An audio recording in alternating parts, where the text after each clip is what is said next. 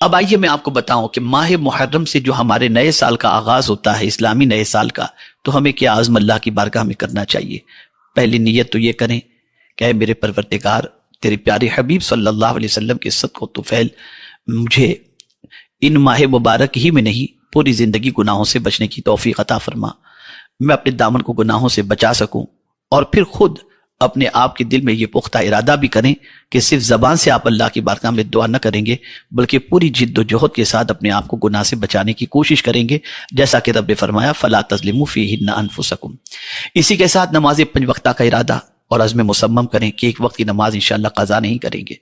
اسی کے ساتھ ساتھ اپنے علمی گراف کا جائزہ لیں اور دیکھیں کہ آپ کے پاس علم دین اور علم دنیا کتنا ہے، اپنے آپ کو علمی اعتبار سے آراستہ کرنے کے سلسلے میں عزم کریں۔ اسی کے ساتھ والدین کے ساتھ حسن سلوک کے سلسلے میں عزم کریں۔ اسی کے ساتھ قرآن مقدس کی تلاوت کے سلسلے میں عزم کریں کہ انشاءاللہ العظیم ہر مہینے یا 3 مہینے میں ایک قرآن مقدس ختم کروں گا۔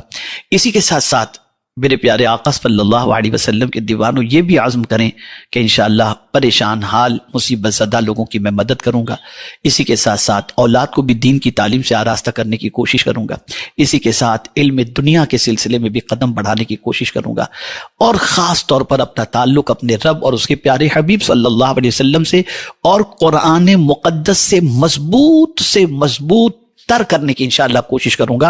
اور یہاں پر ایک بات میں عرض کر دوں کہ اگر تاجدار کربلا امام حسین رضی اللہ المولا تبارک و تعالی عنہ نے کربلا کے میدان میں اتنی تکلیفوں کو سہ کر سب کچھ لٹانے کے لیے انہوں نے ارادہ کیا تھا، یہ صرف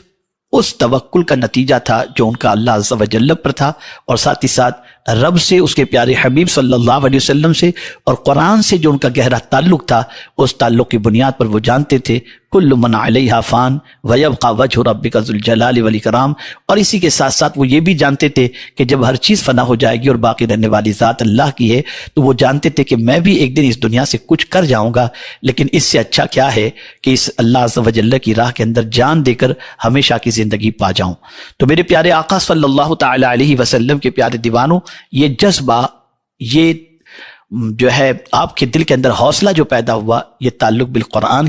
کی بنا پر، تعلق بالرسول کی بنیاد پر، اور تعلق باللہ کی بنیاد پر، اور فکر آخرت کی بنیاد پر۔ ہماری پوزیشن یہ ہے کہ ہم چھوٹی سی قربانی اللہ کی رضا کے لیے دینے کو تیار نہیں، اور وہ اتنی بڑی قربانی دے گئے تو آپ نے کبھی اس کے اسباب کی تلاش کرنے کی کوشش نہیں کی، لیکن جب اسباب تلاش کریں گے تو پتہ چلے گا کہ یہ ساری چیزیں عمل بالقرآن کی بنیاد پر ان کی زندگی سے نمایاں ہوئیں۔ تو ہم ان ساری چیزوں کا عزم کریں، اور انہی عزم مصمم کے ساتھ خاص طور پر فحاشی کے سیلاب میں، بے حیائی کے سیلاب میں غرق ہونے سے بچنے اور ڈوبنے سے بچنے کے سلسلے میں اللہ کی بارگاہ میں دعا کریں، اور اپنی زندگی کو بہت اچھی طریقے سے اخلاق سے، علم سے، عمل سے آراستہ کرنے کی کوشش کریں، اور یہ کوشش کریں کہ یہ سال ماضی کے سارے سالوں کے کیے ہوئے گناہوں کا کفارہ بن جائے، اور اس سال میں ہمارا تعلق باللہ اور تعلق بالرسول مضبوط ہو جائے۔